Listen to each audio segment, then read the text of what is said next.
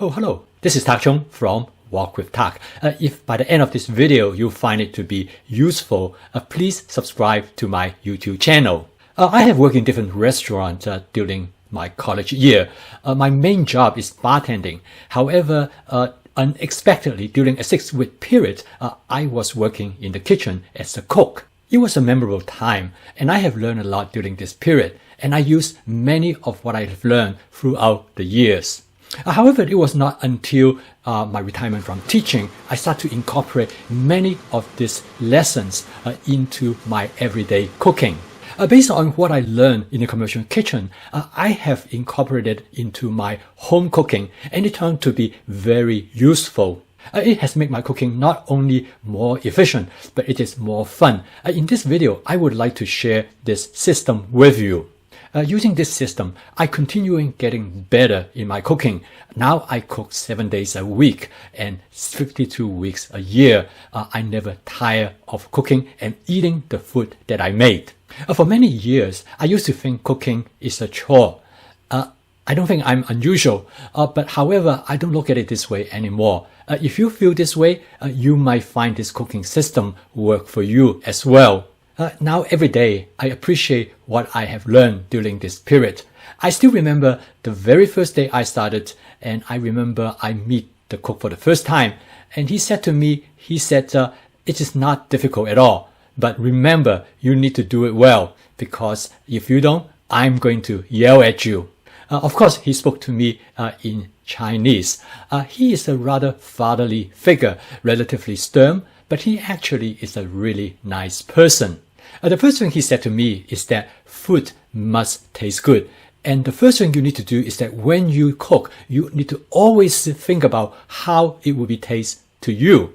If it tastes fantastic to you, then it probably will be good for the customer. And always make sure do a taste test before you send it out of the kitchen. Secondly, he said it must be fast. Don't waste time. Nobody wants to wait for 20 minutes before the food show up on the table. Besides, faster you cook, the quicker the customers will be turned over, and we will make more money, and the boss is going to like that. Third, he said you should have everything ready by the time when you start your cooking shift. You want to make sure you have things right at your fingertips. I still remember he used the term mise en place. Of course, I have no idea what it is. He told me that that's the only French word that he knows. When he came to the United States and worked in San Francisco in a French restaurant, mise en place means that to everything ready before you cook. Fourth, he told me that I need to learn to cook with templates because there are over 60 items on the menu. If I try to learn each one of them, I will never remember. He said actually altogether there's only about maybe 6 or 7 templates to cover all 60 dishes, and the template provide a basic structure of each kind. Once you know the templates, you can make substitutions and create many versions. He was a great teacher, and with his tutelage, I was able to graduate to man my own cook station in about a week.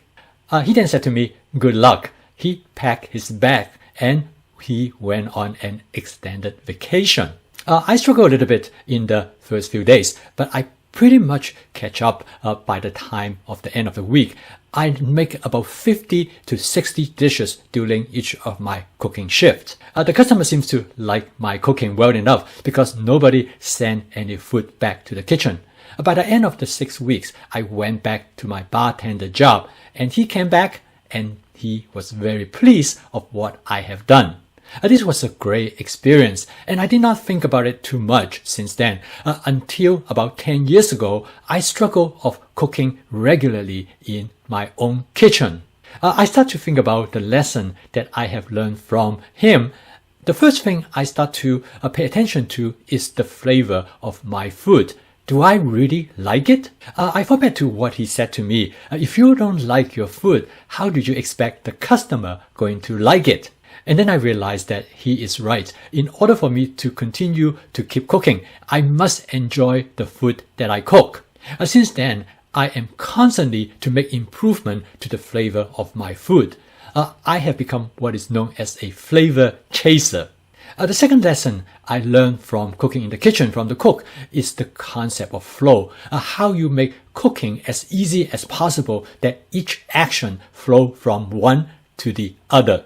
The pleasure and enjoyment of cooking is come from spontaneity, that the action continue from one to the others. If you have everything in place, as the cook said, mise en place, then you can go through your cooking process without any interruptions. When I was working in the Chinese restaurant, I always busy if I'm not cooking in prepping, cutting, organizing, and sorting so that everything will be ready when I'm cooking. So I started to implement a similar system at home by prepping in advance, and it makes a huge difference. It makes cooking much conducive because it removes a lot of friction. The third consideration that I take to remove any friction and to improve continuity of cooking is use the stir-fry system. My cooking teacher told me that the stir-fry system is the emperor of cooking system. He said it's unmatched in its efficiency, quickness, as well as flexibility.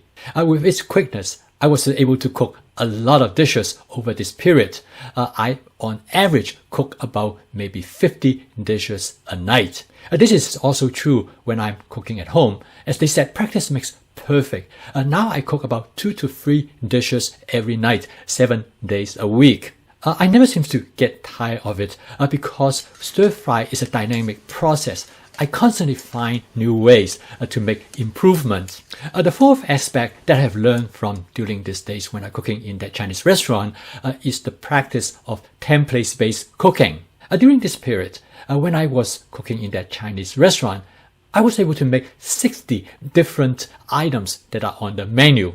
In order to create variations and interesting dishes in my home kitchen, I have adopted this template-based approach. This not only makes my cooking more interesting and with greater varieties, it is also a lot of fun. I always try to think of what I'm going to come up next.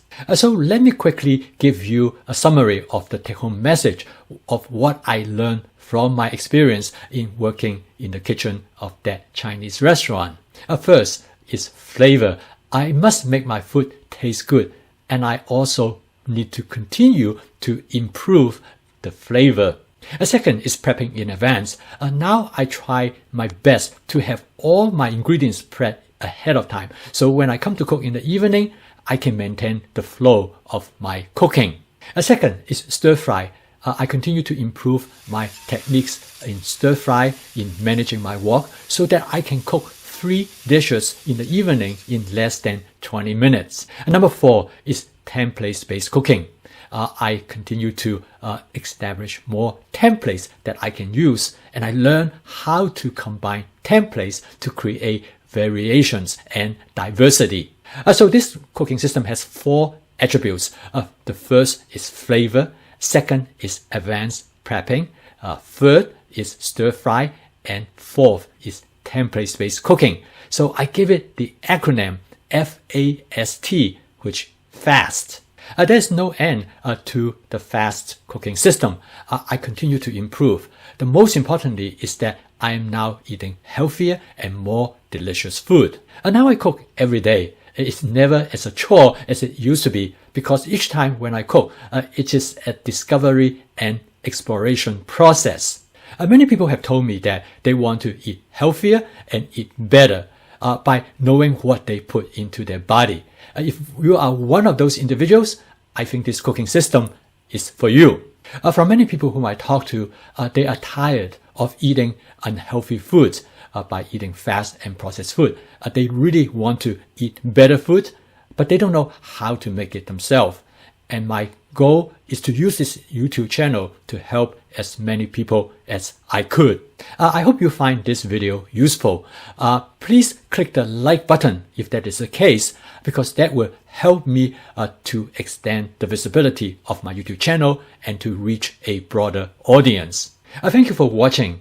If you'd like to receive notifications of my future video postings, please subscribe to my YouTube channel. See you next time.